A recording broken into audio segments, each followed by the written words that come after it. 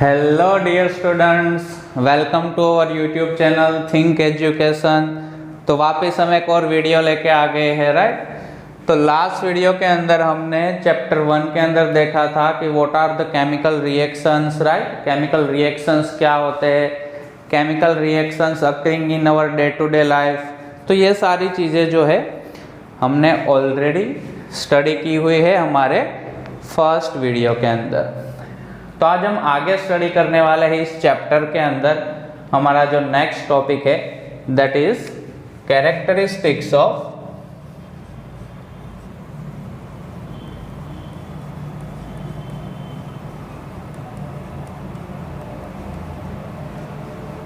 Chemical reactions.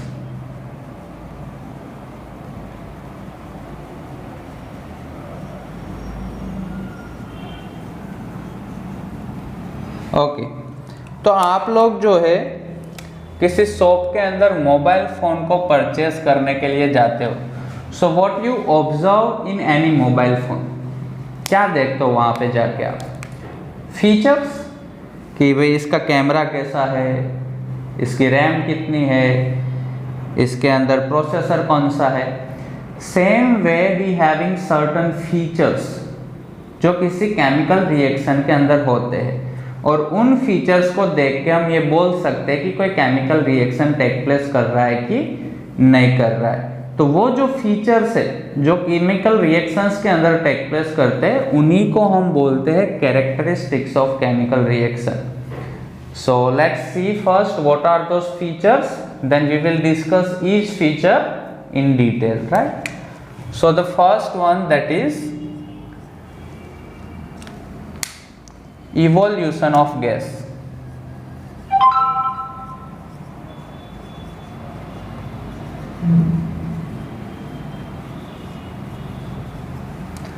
Okay, second feature is formation of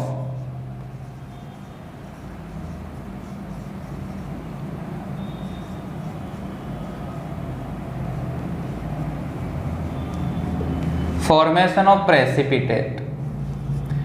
Third feature is change in color. Fourth one, change in temperature.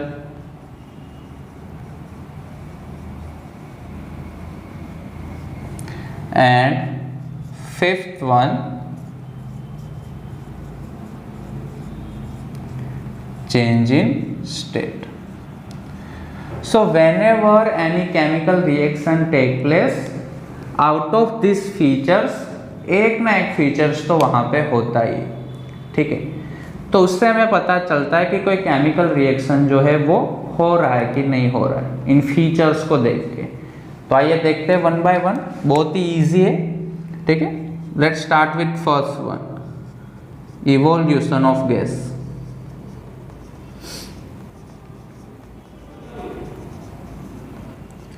Okay, so let's understand this feature or this characteristics with the help of an example. Suppose you have a conical flask here, okay,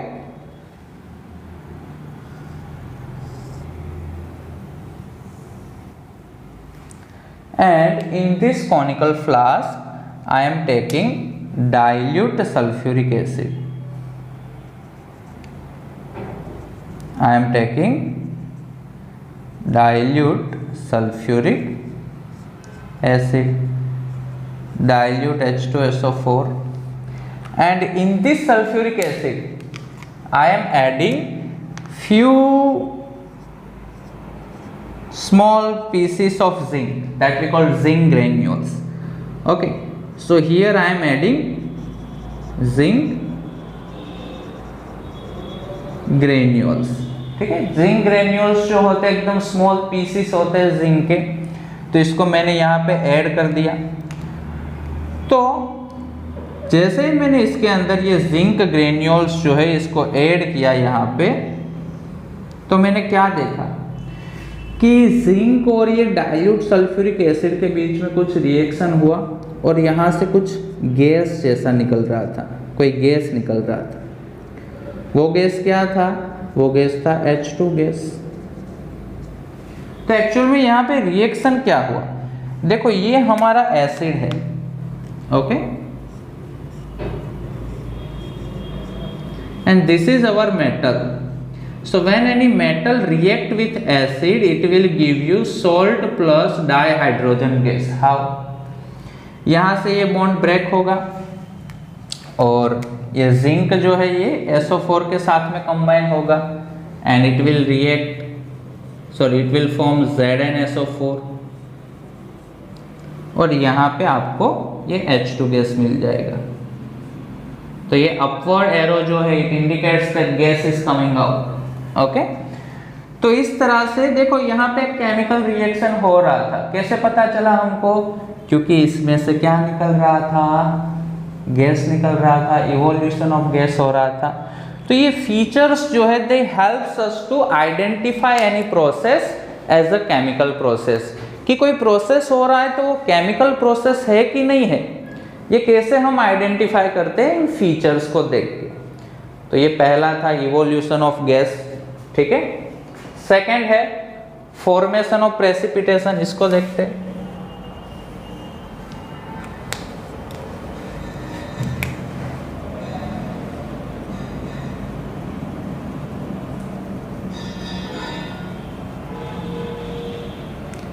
जिसको हम short form के अंदर PPT बोलते हैं, ठीक है। Precipitation मतलब PPT. अब जिन लोगों को नहीं पता है कि प्रेसिपिटेशन क्या होता है तो मैं बता देता हूँ कि precipitation is a insoluble substance present in a test tube. Suppose we are doing chemical reaction in test tube and after the chemical reaction हमें कोई एक सब्सटेंस मिलता है जो कि वाटर में सॉल्युबल नहीं हो रहा है, इनसॉल्युबल है, सॉलिड फॉर्म के अंदर वो दिख रहा है, तो उसको हम क्या बोल देंगे? पीपीटी बोल देंगे, ठीक है। तो यहाँ पे इसको हम एक रिएक्शन से अंडरस्टैंड करते हैं। चलिए, I have taken one test tube and I have filled potassium iodide Ki, aqueous solution of potassium iodide Ki. I have taken another test tube and I have filled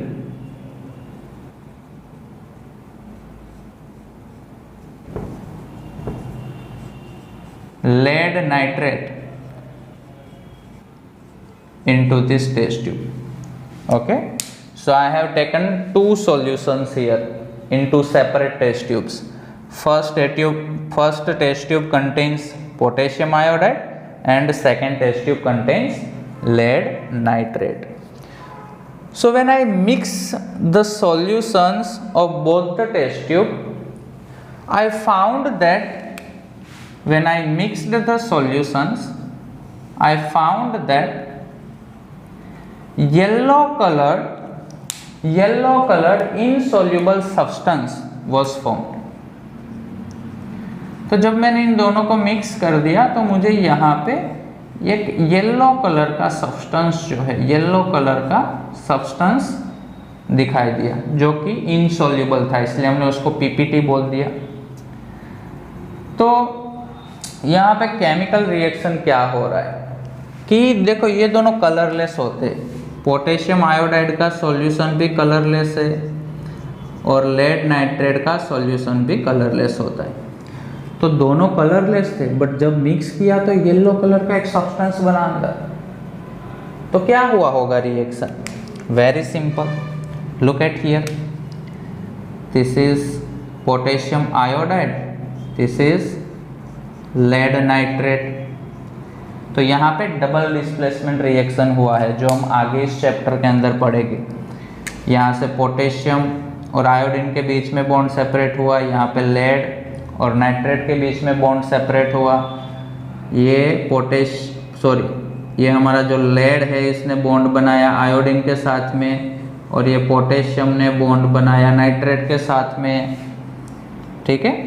तो यहाँ पे हमको मिलेगा PbI2 plus KNO3।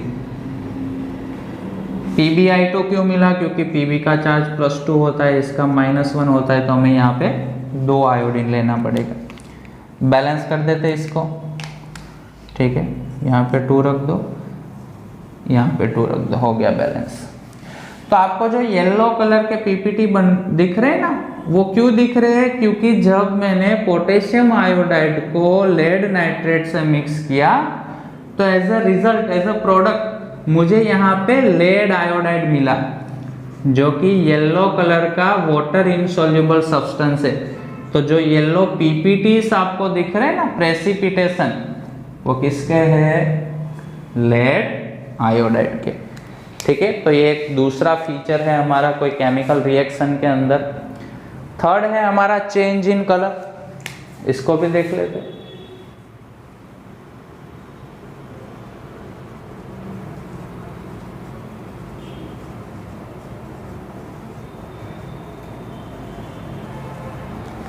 देखो, suppose you have one test tube and you have filled this test tube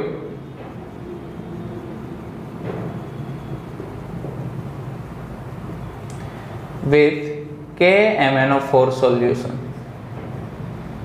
okay, इसके अंदर आपने KMnO4 का सॉल्यूशन जो है वो फिलअप कर दिया।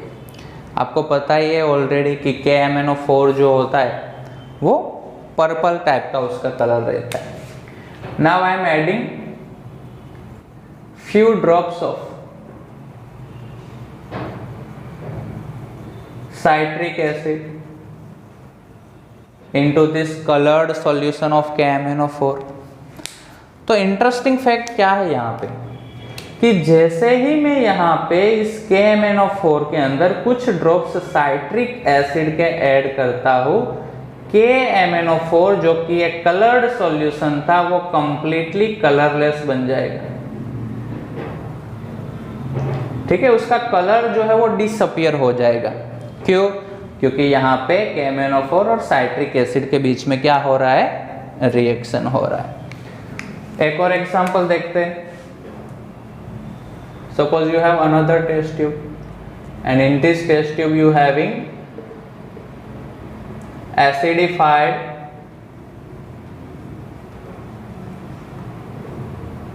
Potassium dichromate. ओके, ये पोटेशियम डाइक्रोमेट जो होता है ये ऑरेंज कलर का सॉल्यूशन होता है। तो ये मैंने इस टेस्ट ट्यूब में फिल कर दिया है, ये ऑरेंज कलर का solution. Now I am passing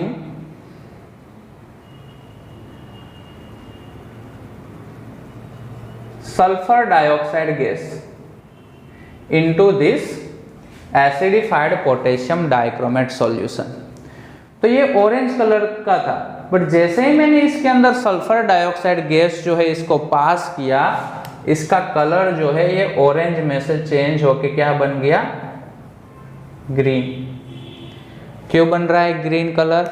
क्योंकि यहाँ पे जो है पोटेशियम डाइक्रोमेट और ये जो हमारा सल्फर डाइऑक्साइड गैस है उनके बीच में केमिकल रिएक्शन होता है। तो जब भी कोई केमिकल रिएक्शन होगा तो चेंज इन कलर भी आ सकता है। ऐसा ज़रूरी नहीं है कि हर केमिकल रिएक्शन में गैस ही निकलेगा, प्रेसिपिटेशन बनेंगे, चेंज इन कलर होगा, इनमें से कुछ हो सकता है, ठीक है। चलो फोर्थ देख लेते हैं। फोर्थ जो हमारा फीचर है that is change in temperature.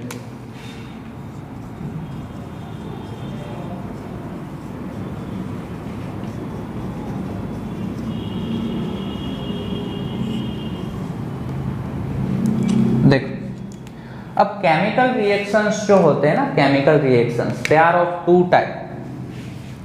First one is exothermic and the second one is endothermic। Exothermic का मतलब क्या होता है? Those chemical reaction in which heat energy is evolved, मतलब जिसमें से हीट एनर्जी बाहर निकलेगी, ऐसी केमिकल रिएक्शंस को एक्सोथर्मिक बोलते हैं। और the chemical reaction in which heat energy is absorb, उनको हम क्या बोलेंगे? एंडोथर्मिक। आइए एक एग्जांपल से देखते हैं। देखो, सपोज यहाँ पे आपके पास में कॉनिकल फ्लास्क है,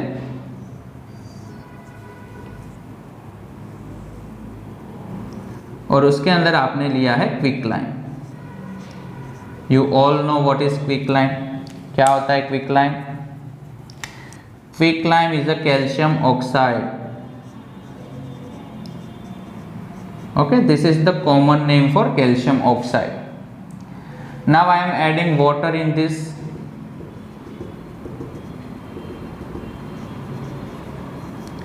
So after adding water into quicklime, it will convert into the slaked lime. अबे सर ये slaked lime क्या है? Slaked lime is nothing but it is calcium hydroxide. तो यहाँ पे मुझे क्या मिलेगा? Slaked lime, which is nothing but calcium hydroxide. Okay, calcium hydroxide का कॉमन नेम है। So when I touch the bottom of this conical flask after adding water into quicklime, ठीक है, जब मैंने क्विकलाइम के अंदर वाटर ऐड कर दिया और बाद में इसका बॉटम जब मैंने ऐसे टच किया कॉनिकल फ्लास्क को ऊपर रख के, तो मुझे एकदम उसका बॉटम जो है वो हॉट लगा। क्यों हॉट लगा? Because this reaction is exothermic reaction. क्या होता है ये रिएक्शन? एक्सोथर्मिक होता है, मतलब इसमें से हीट एनर्जी बाहर निकलेगी, इवॉल्व होगी। तो ऐसे केमिकल रिएक्शंस को क्या बोलेंगे? एक्सोथर्मिक। एंडोथर्मिक का एग्जांपल देख लेते हैं, ठीक है। सपोज एक टेस्ट ट्यूब है, ओके, जिसके अंदर मैंने एमोनियम क्लोराइड का एक्वस सॉल्यूशन लिया है। Okay, this is ammonium chloride NH4Cl, and now I am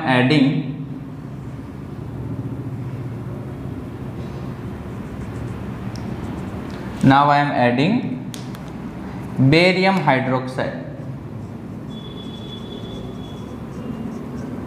BaOH twice, barium hydroxide aqueous solution. और after mixing these two chemical with each other in this test tube, when I touch the bottom of this test tube, it will feel very cool. बहुत ही यहाँ पे आपको एकदम cool, ठंडा, cold feel होगा इसकी bottom जो होगी टेस्ट ट्यूब की। वो क्यों?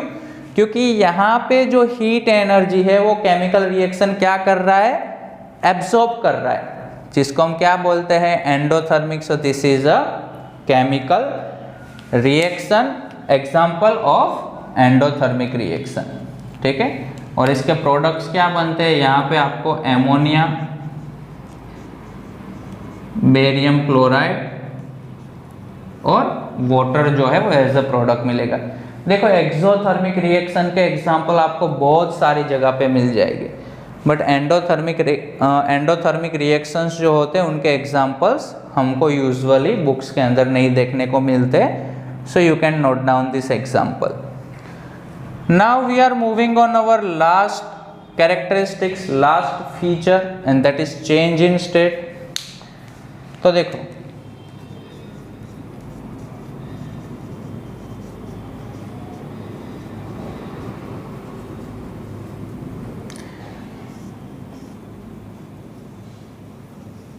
this is candle, okay, burning candle. And you already know that burning of a candle is a chemical change as well as physical change also, but here we are discussing about chemical reactions, so burning of candle we are considering as a chemical change. तो देखो, candle किस चीज का बना होता है? It is made up of a wax.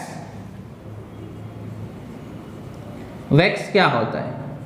It is in solid form, but when you burn candle, okay, when you burn candle, carbon dioxide gas is formed and melting of wax is also happen. So the wax which was in solid form will turn into liquid form.